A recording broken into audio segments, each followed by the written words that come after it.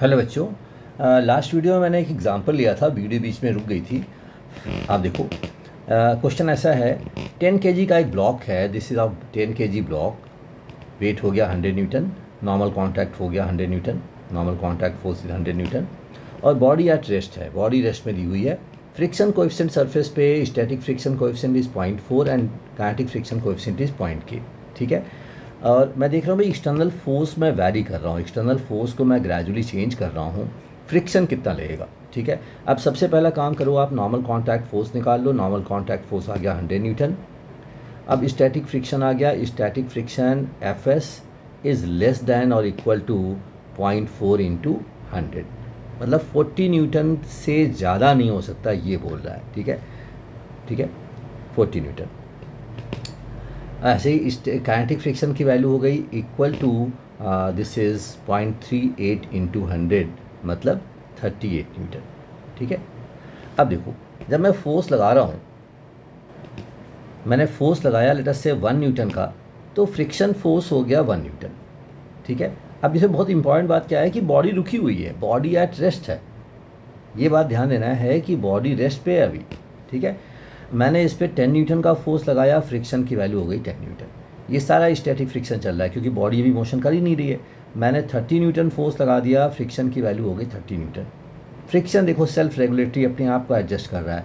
जब मैंने 40 न्यूटन का फोर्स लगाया तो फ्रिक्शन की वैल्यू हो गई 40 न्यूटन। राइट। यहाँ तक ये सारा का सारा स्टैटिक फ्रिक्शन लग रहा है, स्टैटिक फ्रिक्शन लग रहा है। Right, static friction. अब मैंने जैसे ही अप्लाइड फोर्स की वैल्यू 40.1 न्यूटन किया, बॉडी मोशन में आ गई, और जैसे ही बॉडी मोशन में आ गई 38 न्यूटन का फ्रिक्शन फोर्स लगने लगा। And this is the kinetic friction, this is the kinetic friction. जैसे मैंने फोर्स लगाया, बॉडी मोशन में आ गई, this is the kinetic friction. अब मैं फोर्स को बढ़ा रहा हूँ, 41 न्यूटन, 45 न्यूटन, 50 न्यूटन, आप कुछ भी कर लो। अब आप चाहे जितना भी फोर्स लगा लो, फ्रिक्शन की वैल्यू 38 न्यूटन पे फिक्स हो गई। ठीक है, काइनेटिक फ्रिक्शन लग रहा है और फ्रिक्शन फिक्स हो गई 38 न्यूटन पे। ना द क्वेश्चन इज, अगर मैंने फोर्स को कम करके 20 न्यूटन फोर्स लगा दिया, अब क्या होगा? What will happen if I apply the force lesser than the maximum friction force? अब बॉडी मोशन में है, ध्यान दो, body is in motion, body is in motion. अब मैक्सिमम फ्रिक्शन फोर्स लगेगा, काइनेटिक फ्रिक्शन लगेगा। ये बात समझनी है आपको कि once relative motion is started, note देखिए, once relative motion is started, relative motion is started,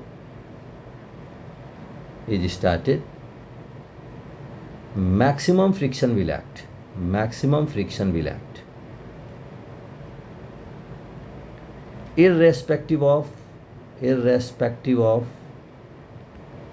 externally applied force, externally applied force। आप कितना भी फोर्स लगाओ, अब मैक्सिमम फ्रिक्शन लगेगा, और कौन सा फ्रिक्शन लगेगा? वो काइनेटिक फ्रिक्शन होगा। ये बात ध्यान देनी है। ठीक है।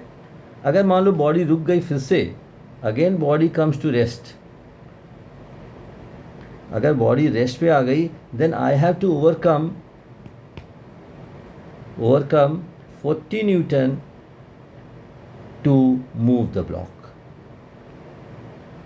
ये बात समझनी है आपको कि एक बार मोशन स्टार्ट हो जाएगा तो काइनेटिक फ्रिक्शन लगेगा, और मोशन नहीं है तो स्टैटिक फ्रिक्शन, जिसकी मैक्सिमम वैल्यू ये है, जिसकी मैक्सिमम वैल्यू 40 न्यूटन है। सो एक छोटा सा एग्जांपल जिससे आपको ये समझ में आया कि बॉडी, ये फ्रिक्शन जो है सेल्फ रेगुलेटरी फोर्स है, सेल्फ रेगुलेटरी फोर्स है, लेकिन रिलेटिव मोशन स्टार्ट होने से, रिलेटिव मोशन स्टार्ट होने के बाद ये मैक्सिमम एक्ट करेगा। So this is the point to be noted. तो ये एक एग्जांपल था जो कि छूट गया था, आप इसे देख लीजिए। Thank you very much.